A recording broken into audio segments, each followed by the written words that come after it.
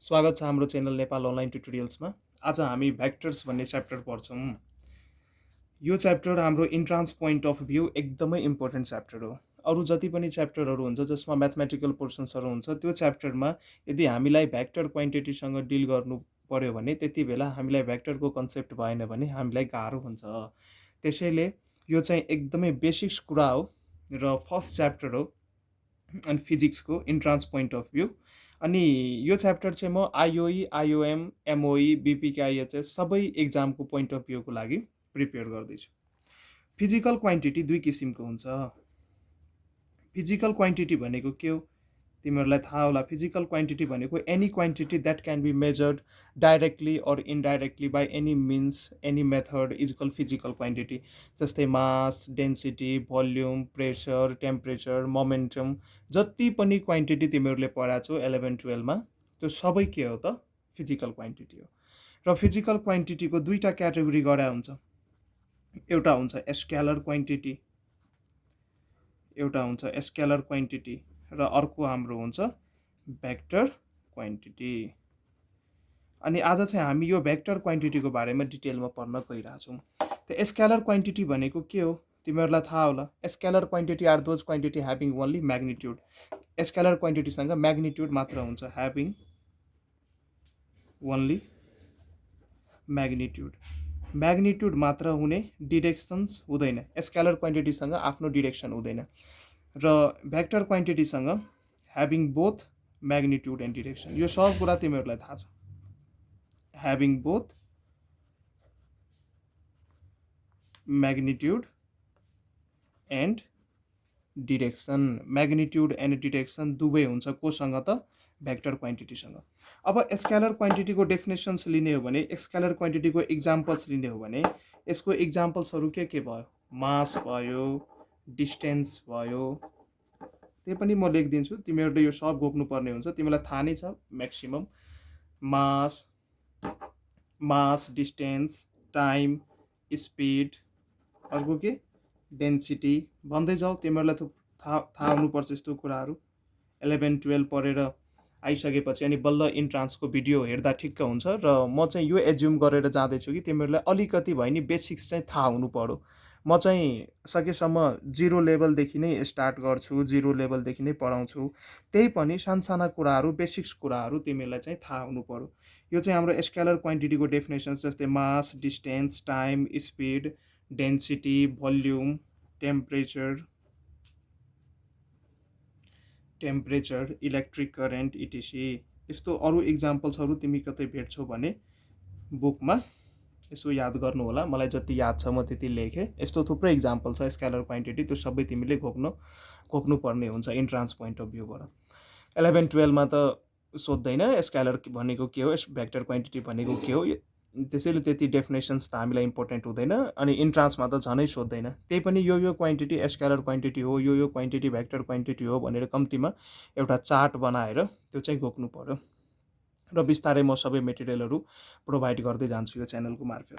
अनि scalar क्वान्टिटीसँग direction हुँदैन, योसँग magnitude मात्र हुन्छ। अब यो कुरा अलिकति हामी बुझौँ। जस्तै कुनै पनि बडीको मास 5 केजी छ, कुनै पनि बडीको मास 5 केजी छ भन्न बित्तिकै हामीले त्यो बडीको बारेमा मास पोइन्ट अफ भ्यू हामीले कम्प्लिट इन्फर्मेसन पाइसक्यौँ। मास पोइन्ट अफ भ्यू त्यो केजीको मास अथवा पिण्ड 5 केजी छ र हामी यो सोध्दैनौँ कि त्यो बडीको मास कुन डिरेक्सनमा अथवा कुन डाइरेक्सनमा स्पेसिफाइड छ त्यो भनेर हामी सोध्दैनौँ। मास 5 केजी भन्न बित्तिकै हामीले मास सम्बन्धी कम्प्लिट इन्फर्मेसन पाइसक्यौँ। डिस्टेन्स 2 मिटर भन्न बित्तिकै हामी बुझिसक्यौँ डिस्टेन्स 2 मिटर। अब हामी यसको पार्टिकुलरली कुन डिरेक्सनमा छ भनेर सोध्दैनौँ। यदि डिरेक्सनको कुरो गर्छौँ भने त्यति बेला हामी डिस्प्लेसमेन्टको कुरो गर्छौँ, त्यो चाहिँ भेक्टर क्वान्टिटी हो। टाइम 2 सेकेन्ड 5 सेकेन्ड भन्न बित्तिकै हामी कुन डिरेक्सनमा हो भनेर सोध्दैनौँ। स्पिड यो पनि एउटा स्केलर क्वान्टिटी हो। भोल्युम, डेन्सिटी यो सबै म्याग्निट्युड फर्ममा मात्र एक्जिस्ट गर्छ। यसलाई एक्सप्लेन गर्नको लागि अथवा यसको बारेमा कम्प्लिट इन्फर्मेसन पाउनको लागि हामीले डिरेक्सन्स भनिराख्नु पर्दैन। जस्तै वाटरको डेन्सिटी भन्दैपछि हामी 1000 केजी पर मिटर क्युब भन्छौँ। कुन डिरेक्सनमा भनेर आजसम्म कसैले नि सोधेको छैन, नसोध्छ। किनकि यो सबै स्केलर क्वान्टिटीहरूसँग मास हुन्छ र हामी मासकै टर्ममा होइन सरी, यो सबै स्केलर क्वान्टिटीहरूसँग म्याग्निट्युड हुन्छ र हामी म्याग्निट्युडकै टर्ममा त्यसको आन्सर्स दिन खोजिरहेको हुन्छौँ। डिरेक्सन्सको यसमा आवश्यकता पर्दैन। र स्केलर क्वान्टिटीको अरू सबभन्दा इम्पोर्टेन्ट रुल के हो भने त्यसलाई चाहिँ हामी अर्डिनरी रुल्स अफ अल्जेब्राको मद्दतले अल्जेब्राको अर्डिनरी रुल लाएर हामी त्यसलाई एड अथवा सब्ट्र्याक्ट गर्न सक्छौँ। स्केलर क्वान्टिटीको अर्को इम्पोर्टेन्ट कुरो हामी के लेख्न सक्छौँ, it obeys ordinary rules. Clear यदि छैन भने मैले बोलेका कुराहरू त्यो अनुसार टिप्न सक्छौँ। It obeys ordinary rules of algebra. अल्जेब्राको अर्डिनरी रुल अबे गरेर यसमा हामी क्यालकुलेसन्स पर्फर्म गर्न सक्छौँ। जस्तै 2 kg + 3 kg हामी 5 kg भन्छौँ सिम्पली, अथवा 5 7 अब करेन्ट पनि हाम्रो स्केलर क्वान्टिटी हो। 2 एम्पियर + 3 एम्पियर हामी 5 एम्पियर करेन्ट भन्छौँ। तर वास्तवमा करेन्ट भनेको प्योर स्केलर क्वान्टिटी होइन, करेन्ट भनेको वास्तवमा टेन्सर क्वान्टिटी हो। तर टेन्सर क्वान्टिटी भने चाहिँ के हो भने हाम्रो सिलेबसमा मेन्सन गरेको छैन, त्यसैले त्यसको बारेमा हामी डिटेलमा पढ्नु पर्दैन। यदि त्यही अनुसार यदि आवश्यकता हुन्छ भने कस्तो खालको क्वान्टिटी कुन क्वान्टिटी हो म मेन्सन गर्दै जान्छु। र तर यदि टेन्सर क्वान्टिटी अप्सनमा दिएको छैन भने करेन्टलाई स्केलर क्वान्टिटीमा टिक हान्नु पर्यो एक्जाममा। तर आज चाहिँ हामी यो स्केलर क्वान्टिटीको बारेमा त सबै कुरो तिमीहरूलाई थाहा छ, तर आजको सेसनमा हामी भेक्टर क्वान्टिटीको बारेमा डिटेलमा पढ्छौँ। के हो त भेक्टर क्वान्टिटी, त्यसलाई कसरी डिफाइन गर्ने। अब vector quantity are those physical quantity which are both magnitude and directions. Vector क्वान्टिटीको बारेमा कम्प्लिट इन्फर्मेसन पाउनको लागि त्यसको म्याग्निट्युड सँगसँगै डिरेक्सन नै हुनु पर्यो। अनि यसको इक्जाम्पल्स हेर्ने हो भने यसको इक्जाम्पल्स फोर्स, डिस्प्लेसमेन्ट, भेक्टर क्वान्टिटीको इक्जाम्पल्सहरू हुन् force, displacement, एसिलरेसन।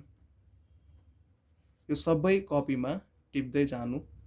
Force, displacement, एसिलरेसन, velocity, momentum,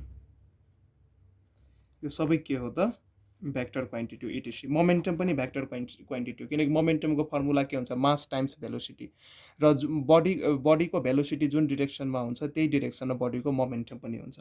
अब यो भेक्टर क्वान्टिटीलाई कम्प्लिटली एक्सप्लेन गर्नको लागि योसँग डिरेक्सन्स नै हुनुपर्ने हुन्छ। जस्तै मैले भने यो कुनै एउटा बडी छ, यसमा 2 न्युटन फोर्स एप्लाई भइरहेछ। त्यो हामीलाई सोध्नुपर्ने हुन्छ त 2 न्युटन फोर्स जुन एप्लाई भइरहेछ त्यसको डिरेक्सन्स कतातिर छ अथवा कुन डिरेक्सनमा त्यो एप्लाई भइरहेछ। यदि 2 न्युटन फोर्स मैले यताबाट एप्लाई गरिदिएँ भने यो बडीमा, यो बडी राइटतिर डिस्प्लेस हुने भयो। अथवा यो 2 न्युटन मैले लेफ्टबाट एप्लाई गरिदिएँ भने यो यदि मैले 2 न्युटन फोर्स यो लेफ्टबाट एप्लाई गरेँ भने यो राइटतिर जाने भयो। र 2 न्युटन यदि म राइटतिरबाट एप्लाई गरेँ भने लेफ्टतिर जाने भयो। माथिबाट एप्लाई गरेँ भने तलतिर जाने भयो। यसको मतलब मैले के भन्न खोजिरहेको छु भने फोर्स एउटा भेक्टर क्वान्टिटी हो। 2 न्युटन फोर्स एउटा भेक्टर क्वान्टिटी हो। यो 2 न्युटन चाहिँ यसको म्याग्निट्युड भयो। तर डिरेक्सन्स नै स्पेसिफाई गर्नुपर्ने हुन्छ, डिरेक्सन्स नै भन्नुपर्ने हुन्छ कि यो 2 न्युटन फोर्स कुन डिरेक्सनमा एप्लाई भइरहेछ। अनि बल्ल हामी फोर्सको इफेक्टको बारेमा राम्ररी स्टडी गर्न सक्छौँ। त्यसको डिरेक्सनै यदि देखाएको छैन भने त्यसको बारेमा इन्कम्प्लिट इन्फर्मेसन्स हुन्छ र त्यो क्वान्टिटीलाई एनालाइसिस गर्न, त्यसमा फर्दर क्यालकुलेसन्स पर्फर्म गर्न हामीलाई के हुन्छ त गाह्रो हुन्छ। सो यति मात्रै बुझ्नु पर्यो, स्केलर क्वान्टिटीसँग म्याग्निट्युड र डिरेक्सन्स मात्रै हुन्छ। र भेक्टर क्वान्टिटीसँग स्केलर क्वान्टिटीसँग म्याग्निट्युड मात्र हुन्छ र भेक्टर क्वान्टिटीसँग म्याग्निट्युड र डिरेक्सन्स दुवै हुन्छ। र भेक्टर क्वान्टिटी भइसकेपछि vector quantity must obey the rule of vector algebra. Vector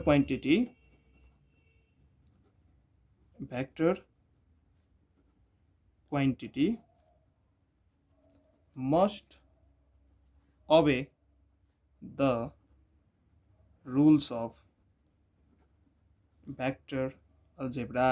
यदि भेक्टर क्वान्टिटी छ भने त्यो भेक्टर क्वान्टिटी चाहिँ भेक्टर अल्जेब्राको रुल्सलाई फलो गर्नुपर्ने हुन्छ। अर्डिनरी अल्जेब्राको रुल्स यसमा एप्लाई हुँदैन।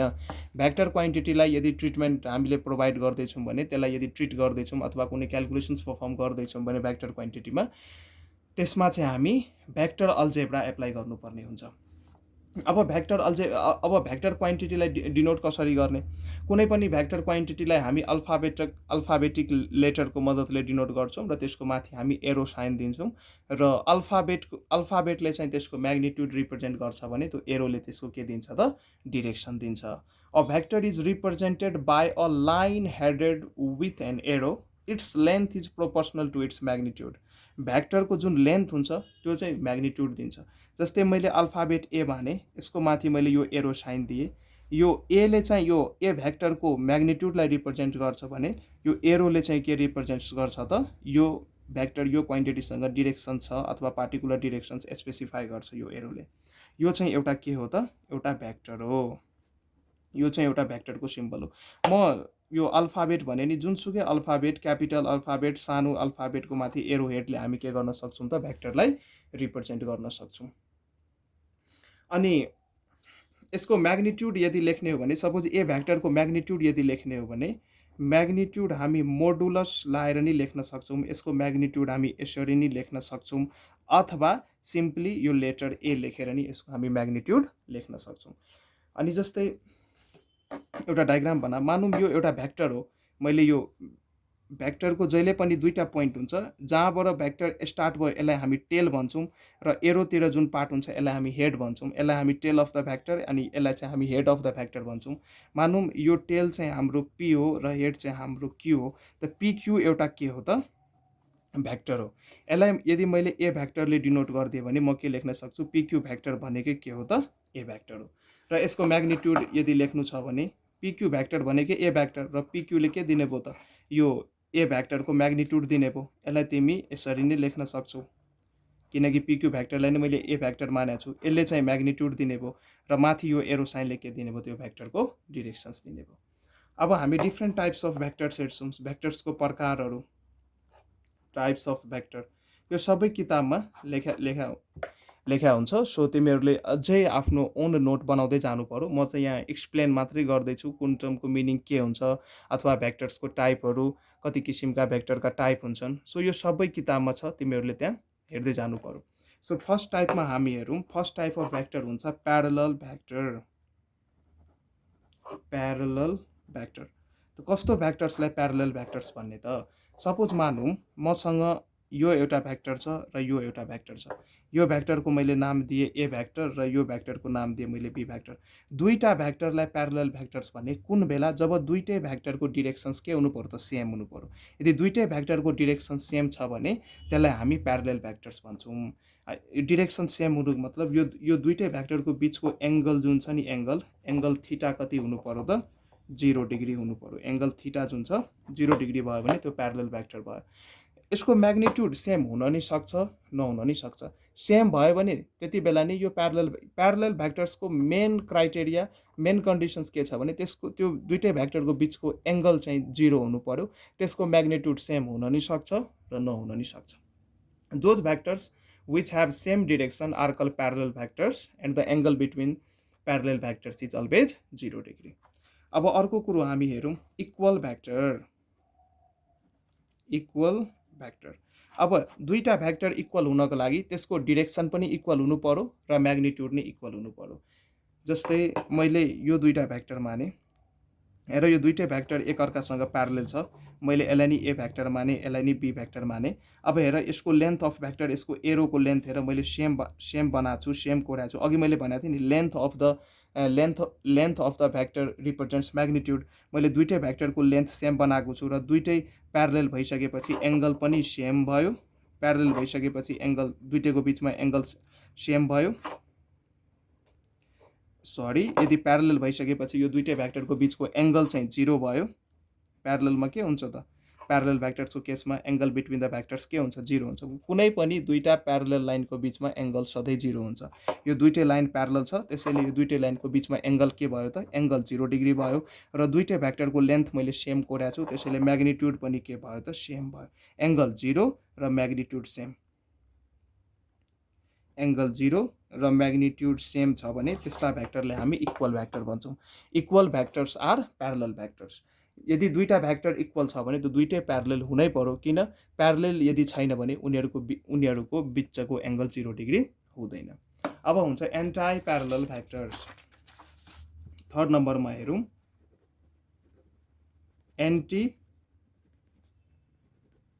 Parallel vectors. अब एन्टी प्यारलल भ्याक्टर्स भनेको त्यस्तो भ्याक्टर्स जसको डिरेक्सन्स अपोजिट छ। अब जस्तै यो भ्याक्टर मैले यता बनाएँ, अर्को भ्याक्टरको मैले जस्ट पल्टाइदिएँ। एरो साइन हेर्नु पर्यो, यो एरो लेफ्टदेखि राइट गइरहेछ र यो भ्याक्टरको एरो राइटदेखि लेफ्ट आइरहेछ। अब हेर, यसलाई हामी एन्टाई प्यारलल भ्याक्टर भन्छौँ र एन्टाई प्यारलल भ्याक्टरहरूको बिचमा जुन हाम्रो एङ्गल हुन्छ, एङ्गल थीटा कति हुन्छ त 180 डिग्री हुन्छ। यसरी मान्न सक्छौँ यो पोइन्टबाट एउटा भ्याक्टर यता गयो र यो पोइन्टबाट अर्को भ्याक्टर यता गयो, त्यो बिचको एङ्गल कति बन्यो त 180 डिग्री बन्यो। त्यसैले यो एन्टाई प्यारलल भ्याक्टर हो। र यहाँ पनि म्याग्निट्युडको कुरो, म्याग्निट्युड सेम नि हुनसक्छ र डिफ्रेन्ट नि हुनसक्छ, तर मोस्ट इम्पोर्टेन्ट थिङ इज यिनीहरूको बिचको एङ्गल कति हुनु पर्यो त 180 हुनु पर्यो। अर्को हुन्छ यो मैले यो इन्ट्रान्समा त सोध्दैन what you mean by parallel vectors, what you mean by anti parallel vectors, यो इक्वल भ्याक्टर भनेको यो इक्जाममा सोध्दैन, तर यो कुराहरू तिमीले बुझ्नुपर्ने हुन्छ। त्यसैले म बेसिक्सदेखि लग्दैछु र बिस्तारै यसमा हामी क्वेसन्स नि गर्दै जान्छौँ। अब नेगेटिभ अर अपोजिट भ्याक्टर्स भनेको के हो? नेगेटिभ अथवा अपोजिट, नेगेटिभ अथवा अपोजिट हो, मेरो डट पेन सिधा जस्तो छ। नेगेटिभ अथवा अपोजिट भ्याक्टर्स भनेको के हो? नेगेटिभ अथवा अपोजिट भ्याक्टर्स भनेको के हो? धेरै सिम्पल छ। मानौँ मैले एउटा यो भ्याक्टर माने, यो मेरो भ्याक्टर हो एबी, यो पोइन्ट ए यो बी, अनि यो चाहिँ हाम्रो एबी भ्याक्टर हो। र अर्को, अब ठ्याक्कै म यो भ्याक्टरलाई के गरेँ त यसरी अपोजिट गरिदिएँ, यसको हेडलाई के गरेँ त मैले जस्ट अपोजिट गरिदिएँ। अहिले चाहिँ यो भ्याक्टरको इनिसियल पोइन्ट के हो? ए हो र फाइनल पोइन्ट के हो? बी हो, अथवा टेल चाहिँ ए हो, हेड चाहिँ बी हो। अनि यो भ्याक्टरलाई जस्ट मैले घुमाइदिएँ, अपोजिट गरिदिएँ।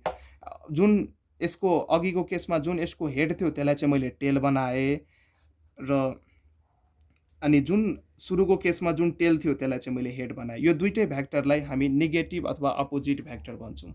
Vector which have equal magnitude but opposite direction are called negative vectors of each other. Magnitude चाहिँ सेम हुनु पर्यो। मानौँ यो एउटा भ्याक्टर हो, यो भ्याक्टरको म्याग्निट्युड छ 2 न्युटन, र अर्को मैले भ्याक्टर माने यसरी, र यसको म्याग्निट्युड मैले 2 न्युटन नै लिए। म्याग्निट्युड 2 न्युटन नै छ, यसको मतलब length of the vector same हुनु पर्यो। तर डिरेक्सन्स यदि अपोजिट छ भने त्यस्ताले हामी नेगेटिभ भ्याक्टर अथवा अपोजिट भ्याक्टर भन्छौँ। र यहाँ हामी भन्न सक्छौँ, यहाँ चाहिँ हामी के भन्न सक्छौँ, यो केसमा हामी के भन्न सक्छौँ, यो चाहिँ हाम्रो एबी भ्याक्टर हो र यो चाहिँ हाम्रो बिए भ्याक्टर हो। यो चाहिँ हाम्रो एबी भ्याक्टर, यो चाहिँ हाम्रो B A vector. And here A B vector and B A vector are negative vectors. यो दुइटै चाहिँ एक अर्काको नेगेटिभ भ्याक्टर हो। म्याग्निट्युड सेम छ, दुइटैको म्याग्निट्युड एबी, तर डिरेक्सन्स चाहिँ के? अपोजिट। डिरेक्सन्स चाहिँ जस्ट अपोजिट छ भने, उल्टो डिरेक्सन छ भने त्यसलाई हामी नेगेटिभ भ्याक्टर भन्छौँ। अब नेक्स्ट नम्बरको भ्याक्टर हामी हेर्छौँ coinitial vector. Coinitial vector. कस्तो भ्याक्टरलाई को इनिसियल भ्याक्टर भन्ने? Coinitial vectors are those vectors which have the same initial point. यदि दुईभन्दा बढी भ्याक्टर्सहरू एउटै पोइन्टबाट ओरिजिनेट भइरहेछ भने, सपोज यो भ्याक्टरको इनिसियल पोइन्ट यही थियो, अब अर्को कुनै भ्याक्टर यसको नि इनिसियल पोइन्ट यो नै हो, र मैले अर्को कुनै भ्याक्टर एज्युम गरेँ यसको नि इनिसियल पोइन्ट सेम नै छ। सपोज यो इनिसियल पोइन्ट मैले ओ माने र यो ए माने, बी माने, सी माने, यसलाई चाहिँ मैले सानो ए, यसलाई चाहिँ मैले सानो बी, यसलाई चाहिँ मैले सानो सी माने। त यो यहाँ तिनटै भ्याक्टर तिमी हेर्न सक्छौ, ए भ्याक्टर र बी भ्याक्टर र सी भ्याक्टर। यो तिनटै भ्याक्टरको चाहिँ यो टेल चाहिँ एउटै पोइन्टबाट पास भइरहेछ, अथवा एउटै पोइन्टबाट इनिसियलाइज भइरहेछ, एउटै पोइन्टबाट यो तिनटै भ्याक्टर चाहिँ एउटै पोइन्टबाट ओरिजिनेट भइरहेछ, यसरी नै भन्न पाइयो। अथवा तिनटै भ्याक्टरको टेल चाहिँ यदि एउटै पोइन्टमा कोइन्साइड छ भने त्यस्ता भ्याक्टरलाई हामी के भन्छौँ त? को इनिसियल भ्याक्टर। र यो फिगरमा हामी हेर्न सक्छौँ भ्याक्टर ए, भ्याक्टर सानो ए, सानो बी र सानो सी, यो तिनटै भ्याक्टर चाहिँ के हो त? को इनिसियल भ्याक्टर हो। अब यस पछाडि नै हामी अर्को केस हेर्छौँ, अर्को केस चाहिँ नभनौँ, अर्को टाइपको भ्याक्टर हेर्छौँ, collinear vector. Collinear vectors. Collinears vectors भनेको vectors lying in same line. यदि यदि दुईटा भेक्टर यदि सेम लाइनमा यदि लाई गरिरहेछ भने, सपोज यो मैले एउटा कुनै लाइन ड्र गरेँ, यही लाइनमा भेक्टर यदि एउटा भेक्टर यसरी छ, अर्को भेक्टर यसरी छ, अथवा सेम लाइनमा एउटा भेक्टर यसरी गइरहेछ, अर्को भेक्टर यसरी गइरहेछ, तर दुईटै भेक्टरको लाइन अफ एक्सन यदि सेम छ भने त्यसलाई चाहिँ हामी कोलिनियर भेक्टर भन्छौँ। एउटै लाइनमा यदि भेक्टर एक्ट भइरहेछ भने, एउटै लाइनमा भेक्टर्स यदि दिया छ भने डायग्राममा, त्यसलाई चाहिँ हामी कोलिनियर भेक्टर्स भन्छौँ। र यसको हामी इक्जाम्पल हेर्न सक्छौँ। सपोज यो दुईटै भेक्टर मानौँ एउटै लाइनमा छ, एउटै लाइनमा दुईटै भेक्टर छ र सेम लाइनमा र सेम डिरेक्सनमा यो एरो के छ, फर्क्या छ। सेम डिरेक्सनमा एरो फर्क्या छ भने यसको बिचको एङ्गल कति हुन्छ त 0 डिग्री हुन्छ। अथवा यदि अपोजिट डिरेक्सन्समा एरो फर्क्या छ भने लाइन अफ एक्सन सेम लाइनमा छ है, दुईटै भेक्टर सेम लाइनमा एक्ट भइरहेछ, तर अपोजिट डिरेक्सन्समा फर्क्या छ भने थीटा कति हुन्छ 180 हुन्छ। अथवा यसलाई तिमी यसरी नै लेख्न सक्छौ, यो केसमा नि थीटा कति भयो त 0 डिग्री भयो, र यसलाई तिमी यसरी एकअर्कातिर फर्काएर नि लेख्न सक्छौ। तर यो सबै चाहिँ सेम लाइनमा एक्ट भइरहेछ र यो केसमा थीटा कति भयो त 180 भयो। यो सबै के हो हाम्रो, यो सबै हाम्रो को इनिसियल हैन, कोलिनियर भेक्टर हो। को इनिसियल भेक्टर भनेको स्टार्टिङ पोइन्ट चाहिँ सेम हुनु पर्यो, तर कोलिनियर भेक्टर चाहिँ एउटै लाइनमा एक्ट हुनु पर्यो, अनि डिरेक्सन्स चाहिँ सेम नि हुन सक्छ, अपोजिट नि हुन सक्छ। यति कुरा बुझ्नु पर्यो, अरु केही छैन। अब नेक्स्ट टाइपको भेक्टर हामी हेरौँ coplanar vector. Coplanar vector, coplanar vectors भनेको त्यस्तो भेक्टर्स जो चाहिँ एउटै प्लेनमा लाई गर्छ, एउटै प्लेनमा लाई गर्ने भेक्टर्सहरूलाई हामी के भन्छौँ, coplanar vectors. Vectors located in the same plane are called coplanar vectors. Coplanar vectors भनेको इसको डेफिनेसन नै लेखिदिउँ, vectors located in the same plane are called coplanar vectors.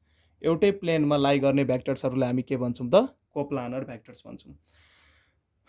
अनि एउटा कुरा यसमा नोट भनेर के लेख्न सक्छौ, कुनै पनि दुईटा भेक्टर चाहिँ सधैँ कोप्लानर हुन्छ कि, दुईटा भेक्टर सधैँ कोप्लानर हुन्छ, किनकि त्यो दुईटा भेक्टरबाट हामी चाहिँ के गर्न सक्छौँ त, त्यो कुनै पनि प्लेन पास गर्न सक्छौँ। जस्तै यो इक्जाम्पल बुझौँ, मैले माने सपोज यो दुईटा भेक्टर भयो, यो दुईटा भेक्टर मेरो यो प्लेनमा प्रेजेन्ट थियो, यो दुईटा भेक्टर मेरो हातको प्लेनमा प्रेजेन्ट थियो मानौँ।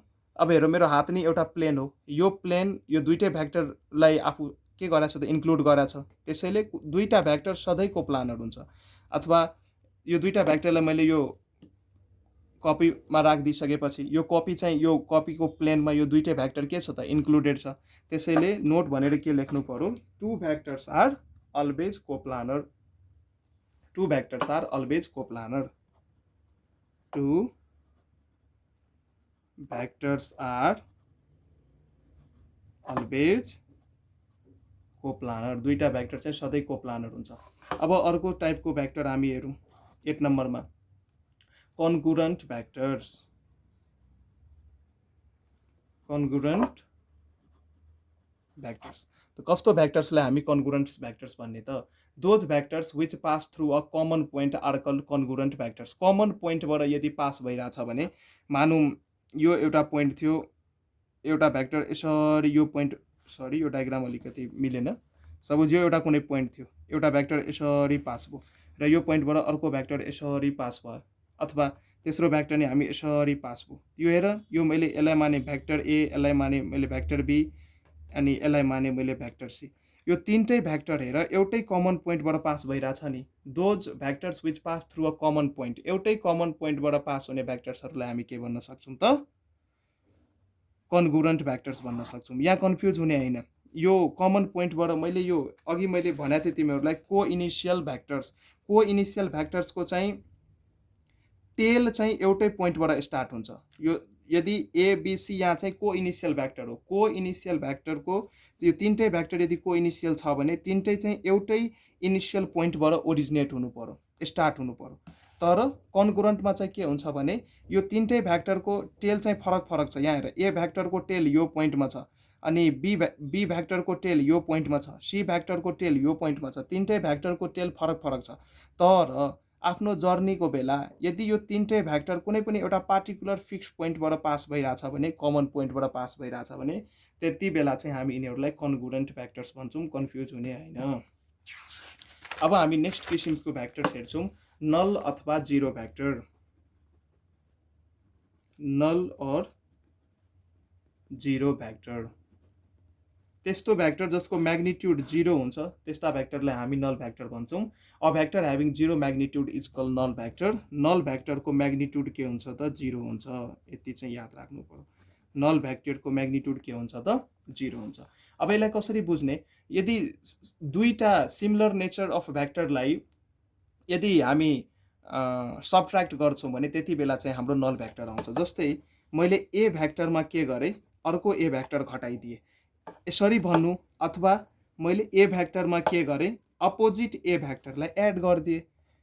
यो सबट्र्याक्सनलाई हामी यसरी बुझ्न सक्छौँ, ए भ्याक्टरमा मैले के गरेँ त, ए को अपोजिट भ्याक्टरलाई, ए भ्याक्टर भनेको ए भ्याक्टर, ए को अपोजिट भ्याक्टर भनेको के हो, माइनस ए भ्याक्टर, म्याग्निट्युड चाहिँ सेम तर डिरेक्सन अपोजिट। यो दुईटै अपोजिट भ्याक्टर्सलाई यदि हामी एड गर्छौँ भने तर अपोजिट नेचरको भ्याक्टर्स हुनु पर्यो, तर म्याग्निट्युड सेम हुनु पर्यो। यस्तो छ भने त्यति बेला चाहिँ हाम्रो जिरो भ्याक्टर आउँछ हैन। र यसलाई चाहिँ यो जुन जिरो भ्याक्टर्स आयो यसलाई नै हामी चाहिँ के भन्छौँ, जिरो भ्याक्टर अथवा नल भ्याक्टर भन्छौँ। त्यस्तै बी भ्याक्टरमा नि के गर्नु पर्यो, सिमिलर अपोजिट बी नेचरको भ्याक्टरलाई यदि हामी एड गर्छौँ भने, अपोजिट नेचर भन्नको मतलब के, त्यसको डिरेक्सन्स अपोजिट छ। बी को डिरेक्सन्स भन्दा माइनस बी को डिरेक्सन्स जस्ट अपोजिट छ। डिरेक्सन्स अपोजिट छ भने त्यस्ता भ्याक्टर्सलाई हामी के भन्छौँ, अपोजिट नेचरको भ्याक्टर। र यी दुईटै अपोजिट नेचरको भ्याक्टर्सलाई यदि एड गर्ने हो भने जुन भ्याक्टर आउँछ त्यसलाई हामी के भन्छौँ, जिरो अथवा नल भ्याक्टर। अनि आजको भिडियोमा हामी यति नै गरौँ। यसपछिको भिडियोमा हामी यसको अझै पार्टहरू जस्तै unit vector, base vector, polar vector, axial vector भनेको के हो, triangle law of vector Edison, प्यारालोग्राम law of vector Edison's अनि त्योसँग सम्बन्धित इलस्ट्रेसन्सहरू म लिएर आउँछु। यति भन्दै हस्त धन्यवाद।